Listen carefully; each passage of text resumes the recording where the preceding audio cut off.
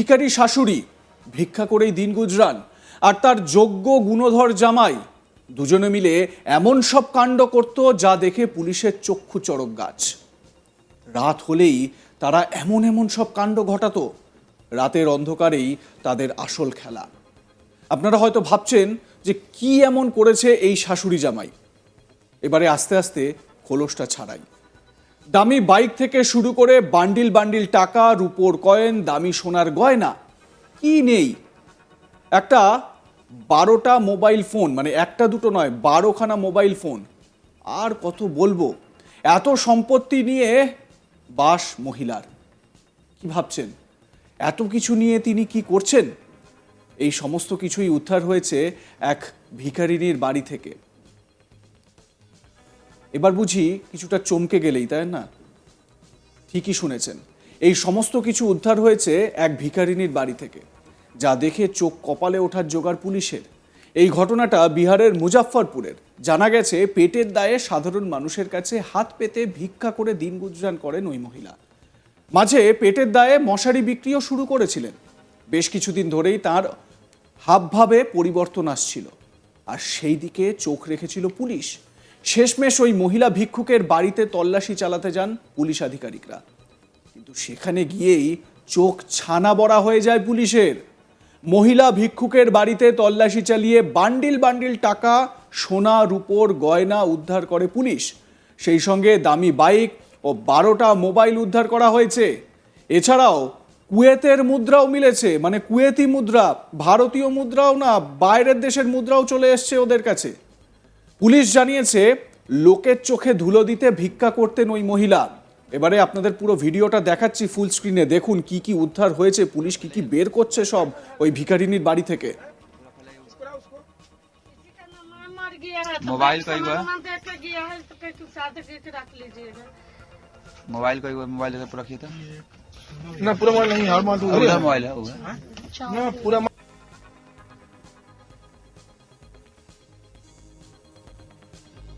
Police জানিয়েছে লোকের চোখে ধুলো দিতেন ওই ভিখারিনী। তার কাছ থেকে বহু কিছু মিলেছে, এমনকি কুয়েতি মুদ্রাও মিলেছে, রূপোর কয়েন, সোনার কয়েন, আরো কত কি। শুনুন এক পুলিশ আধিকারিক এ বিষয়ে কি ব্রিফ দিচ্ছেন। करजा थाना अंतर्गत मड़वन गांव की घटना है, और मड़वन में एक महिला की गिरफ्तारी हुई है, जिसके पास से बहुत सारा सामान मिला है। चांदी के सिक्के भी हैं, उसमें कुवैत का भी एक सिक्का है, और चांदी के पुराने सिक्के भी हैं, 5 रुपये का भी सिक्का बना हुआ है। करजा थाना अंतर्गत मड़वन गांव की घटना है, और मड़वन में एक महिला की गिरफ्तारी हुई है, जिसके पास से बहुत सारा सामान मिला है। चांदी के सिक्के भी हैं, उसमें कुवैत का भी एक सिक्का है, और चांदी के पुराने सिक्के भी हैं, 5 रुपये का भी सिक्का बना हुआ है। करजा थाना अंतर्गत मड़वन गांव की घटना है, और मड़वन में एक महिला की गिरफ्तारी हुई है, जिसके पास से बहुत सारा सामान मिला है। चांदी के सिक्के भी हैं, उसमें कुवैत का भी एक सिक्का है, और चांदी के पुराने सिक्के भी हैं, 5 रुपये का भी सिक्का बना हुआ है। এরপরই ওই মহিলাকে জিজ্ঞাসাবাদ শুরু করে পুলিশ। তারপরই জানা যায় ভিক্ষার আড়ালে বহুদিন ধরে এই হাত সাফাই করছিলেন ওই মহিলা, আর এই কাজে তাকে সাহায্য করে যাচ্ছিলেন তার গুণধর জামাই। মহিলা জানান উদ্ধার হওয়া সমস্ত জিনিসপত্র তার জামাইয়ের।